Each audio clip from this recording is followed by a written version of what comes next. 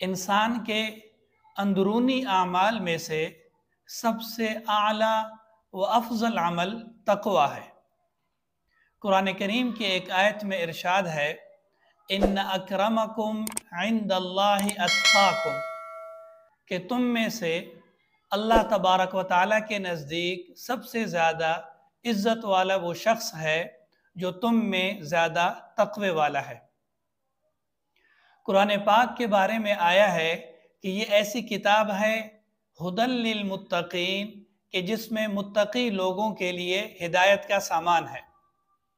اگر ہم قرآن کریم کا مطالعہ کریں اور اس کو سمجھنے کی کوشش کریں تو ہمیں نظر آئے گا کہ قرآن پاک بار بار تقوی اختیار کرنے کا حکم دیتا ہے۔ بعض اوقات ایک آیت میں دو مرتبہ تقوی کا حکم آیا ہے۔ ایک آیت میں ارشاد ہے، یا ایہا الذین آمنوا اتقوا اللہ، تو آپ نے دیکھا کہ یا ایہا الذین آمنوا اتقوا اللہ، اے ایمان والو اللہ تعالیٰ سے ڈرو۔ آگے ہے وَلْتَنْظُرْ نَفْسٌ مَّا قَدَّمَتْ لِغَدٍ وَاتَّقُوا اللَّهَ۔ آیت کے شروع میں بھی تقوی آ گیا، آیت کے شروع میں بھی اور آیت کے آخر میں بھی تقوی کا حکم آ گیا۔ اسی طرح سورۃ النساء میں بھی آیت کی ابتدا بھی تقوی سے ہوئی اور آخر میں دوبارہ تاکیداً تقوی کا حکم آ گیا۔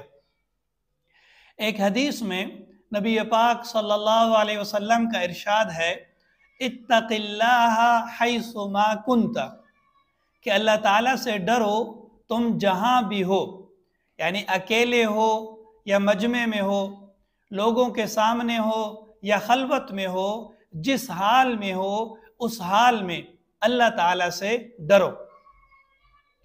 یہ ایک حدیث نہیں بلکہ قرآن کریم کی 20 آیات اور نبی پاک صلی اللہ علیہ وسلم کے 20 ارشادات تقوی سے متعلق ہمیں ملتے ہیں۔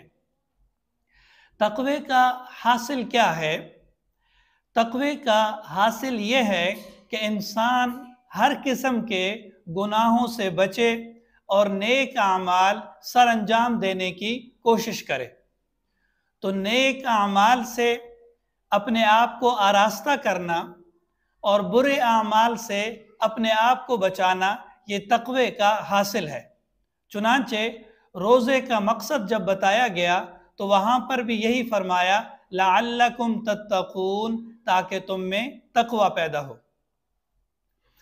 حضرت عمر رضی اللہ تعالی عنہ نے ایک بار حضرت کعب احبار سے پوچھا کہ تقوی کسے کہتے ہیں؟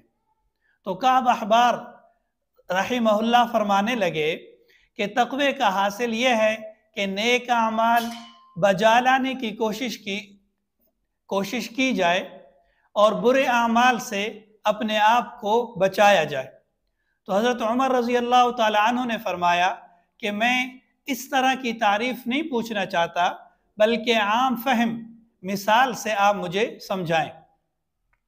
اس پر حضرت کعب احبار رحمہ اللہ نے فرمایا کہ امیر المؤمنین، آپ کا گزر کسی ایسی جگہ سے ہوا ہوگا کہ کسی ایسے راستے سے ہوا ہوگا کہ جس کے دونوں اطراف کانٹے دار درخت ہوں، کانٹے دار جھاڑیاں ہوں اور وہ راستہ کیچڑ والا ہو، تو اس راستے سے آپ کیسے گزریں گے؟ تو حضرت عمر رضی اللہ تعالی عنہ نے فرمایا کہ میں اس طور سے گزروں گا کہ میرے کپڑے کانٹوں کے ساتھ نہ الجھیں اور میرے پاؤں کیچڑ میں نہ پھنسیں۔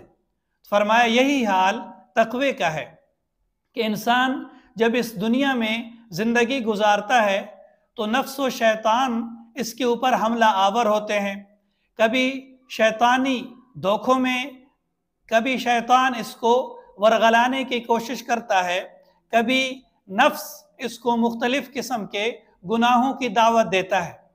تو اگر اس سفر میں وہ اپنے آپ کو نفس کے دھوکوں سے، شیطان کے حملوں سے بچا لے تو یہی تقوی ہے۔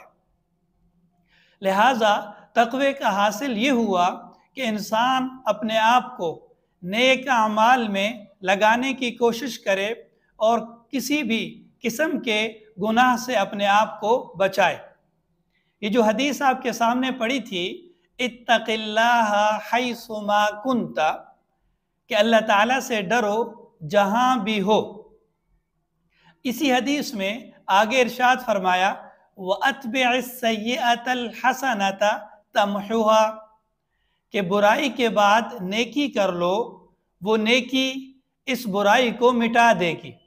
یعنی بالفرض اگر کسی وجہ سے بشریت کے تقاضے میں آ کر کوئی گناہ سرزد ہو جاتا ہے تو یہ تقوی کے خلاف نہیں، فوراً اس پر استغفار کر لو، اللہ تعالیٰ کے حضور توبہ کر لو۔ اگر انسان اللہ تبارک و تعالیٰ سے اپنے گناہوں سے معافی مانگتا رہے، گناہوں پر ندامت اور استغفار کرتا رہے، تو انشاءاللہ یہ تقوی کے منافی نہیں ہوگا۔ اگر بالفرض کوئی گناہ سرزد بھی ہو گیا تو یہ تقوی کے منافی نہیں ہے۔ ایک دفعہ ایک شخص نبی پاک صلی اللہ علیہ وسلم کے سامنے سے گزرا تو آپ نے صحابہ سے پوچھا کہ اس شخص کے بارے میں آپ لوگوں کی کیا رائے ہے؟ تو وہ کہنے لگے، حضرات صحابہ نے عرض کیا کہ یہ عام سا انسان ہے، اگر کوئی بات کہے گا تو اس کی بات سنی نہیں جائے گی، اگر یہ کسی کے رشتے کے لیے بات کرے گا تو تب بھی اس کی بات سنی نہیں جائے گی۔ تو اس پر نبی پاک صلی اللہ علیہ وسلم خاموش ہو گئے۔ تھوڑی دیر کے بعد ایک اور شخص کا گزر ہوا، اس کے بارے میں آپ نے حضرات صحابہ سے رائے طلب کی تو حضرات صحابہ نے فرمایا کہ بہت بڑا شخص ہے، خاندان کا معزز شخص ہے، کوئی بھی بات کہے گا تو اس کی بات کی اطاعت کی جائے گی، کسی کا رشتہ لے کر جائے گا تو اس کے رشتے کو قبول کیا جائے گا۔ تو نبی پاک صلی اللہ علیہ وسلم نے فرمایا کہ وہ جو پہلا شخص ہے وہ اس دوسرے شخص سے بدرجہ بہتر ہے، اگرچہ یہ جو دوسرے شخص ہے یہ اتنے ہو جائیں کہ زمین ان سے بھر جائے۔